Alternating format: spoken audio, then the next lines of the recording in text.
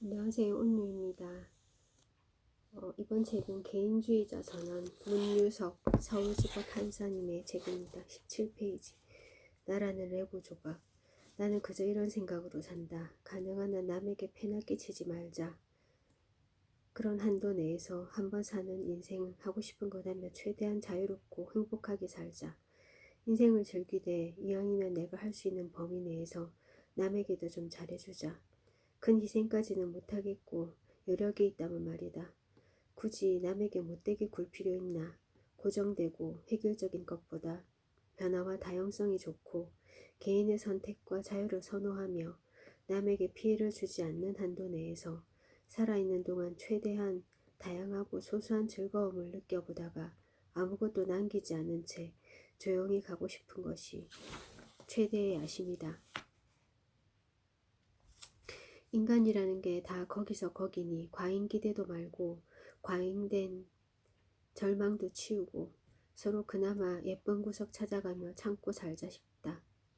큰 기대 않고 보면 예쁜 구석도 꽤 있다. 이건 결국 자기 변명이다. 그래야 남들이 나도 참아줄 테니. 어차피 사람들을 피해 혼자 살 것도 아니면서 인간의 본질적 한계, 이기심, 위선, 추악함, 운운하며 바뀌지도 않을 것들에 대해 하나마나한 소리 하지 말고 사회적 동물로 태어난 존재답게 최소한의 공존의 지혜를 찾아가자. 그게 각자의 행복 극대화에도 최선의 전략일 것이다. 인간은 쉽게 바뀌지 않는다. 쓰고 보니 난 여전히 소년 시절과 다를 바 없이 정 많은 휴머니스트보다는 도구적으로 최소한의 도덕을 찾는 현실주의자다. 그게 한심스럽기도 하지만 그래도 훌륭한 소수보다 찌질한 다수가 많은 것이 현실이기에 그 다수의 하나로서 간증하는 거다.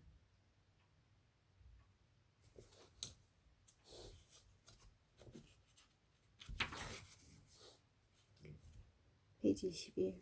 링에 올라야 할 선수는 바로 당신 개인이다. 개인주의자로 살다 보면 필연적으로 무수한 그럼에도 불구하고를 고민하게 된다. 그럼에도 불구하고 왜 나와 다른 타인을 존중해야 하는가? 아니, 최소한 그들을 참아주기라도 해야 하는가? 그럼에도 불구하고 왜 가끔은 내가 양보해야 하는가? 그럼에도 불구하고 왜 내 자유를 때로는 자제해야 하는가? 그럼에도 불구하고 왜 타인들과 타협해야 하는가? 그럼에도 불구하고 왜 그들과 연대해야 하는가? 결국 내가 행복하기 위해서다. 그것이 목적이고 나머지는 방편이다. 개체로서는 털없는 원숭이에 불과한 호모사피엔스는 무리를 이루어 먹이를 사냥하고 겨울을 견뎌내며 진화의 고리에 정점에 섰다.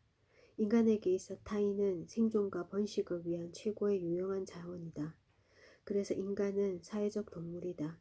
인간이라는 종이 서로가 서로에게 늑대이기만 하다고 말할 수는 없지만 그렇다고 인간이 흰개미나 꿀벌과 같다고 말할 수도 없다. 집단 공동체가 개인의 우선하는 순관 유기체고 개인은 이를 위해 기쁘게 헌신하고 희생해야 할 나사못인 것이 아니다. 왼쪽으로든 오른쪽으로든 신의 나라로든 집단에 대한 헌신을 찬양하며 사람들을 몰고 가는 피리 소리는 불길하고 미심쩍다. 인간 세상이 정답은 없고 현실에서 유토피아는 대체로 디스토피아로 실현되곤 했다. 그래서 우리는 눈을 부릅뜨고 있어야 한다.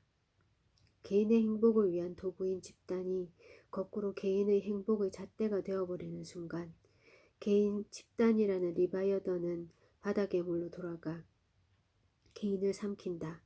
집단 내에서의 서열, 타인과의 비교가 행복의 기준인 사회에서는 개인은 분수를 지킬 줄 아는 노예가 되어야 비로소 행복할 수 있고 그렇지 않으면 영원히 사다리 위로 한 칸이라도 더 올라가려고 아등바등 매달려 있다가 때가 되면 무덤으로 떨어질 뿐이다. 행복의 주어가 잘못 쓰여 있는 사회의 비극이다.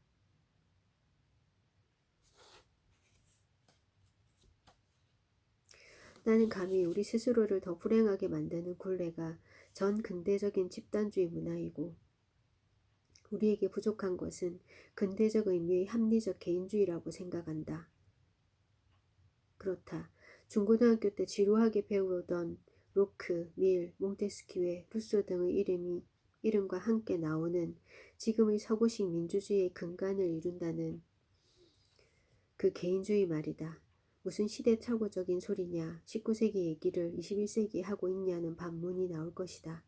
글로벌한 신자유주의 체제가 만약에 근원이라며 앞에 포스트 내지 후기가 붙은 길고 복잡한 대안을 얘기하는 이들을 볼 때마다 떠오르는 의문은 이거다. 도대체 우리 사회가 신자유주의 이전에 구자유주의라도 제대로 해본 적이 있는 사회일까? 자본주의 후의 대안을 모색하기 전에 제대로 된 자본주의라도 해본 적이 있나? 근대적 의미의 개인을 존중해본 경험 없이 탈근대 운운하는 것은 시대착오 아닐까? 내가 프롤로그에서 무려 인간 혐오라는 말까지 써가면서 고백한 것들은 결국 우리 사회가 개인을 존중하지 않기 때문에 생기는 불편함과 억압이다. 이에 관한 선명한 기억이 여러분들처럼 여럿 있다. 우리가 서구에서 수입한 민주주의는 바로 이런 개인들을 전제로 성립되어 있다.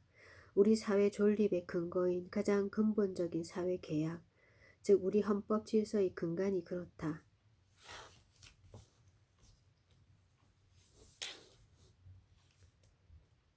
여기서 말하는 개인주의란 유아적인 이기주의나 사회를 거부하는 고립주의가 아니다.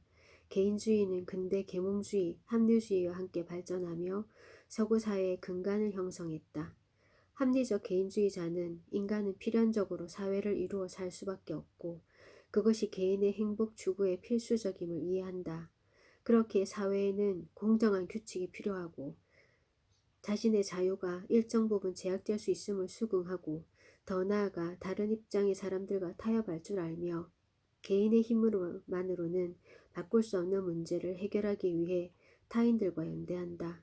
개인주의, 합리주의, 사회의식이 균형을 이룬 사회가 바로 합리적 개인주의자들의 사회이다. 제가 이 개인주의자 선언이라는 책을 세 번째 책으로 읽기로 마음을 먹었던 이유는 이 문유석 판사의 생각과 동감하는 부분이 아주 많기 때문입니다. 우리나라나 일본이나 유교 문화권의 나라들은 이 집단 문화가 굉장히 강하고 그 집단 문화가 잘못 표현된 군중 심리, 군중이 되어서 다른 오판을 하는 경우도 상당히 많다고 생각을 하기 때문에 합리적인 노를 할 수 있는 개인, 합리적인 개인이 똑바로 선 다음에 그 사람들이 필요할 경우에 사안마다 연대를 해서 제도를 바꾸어 나가는 게 가장 바람직하다는 생각을 하고 있습니다. 그런 부분에서 그 문유석 판사의 개인주의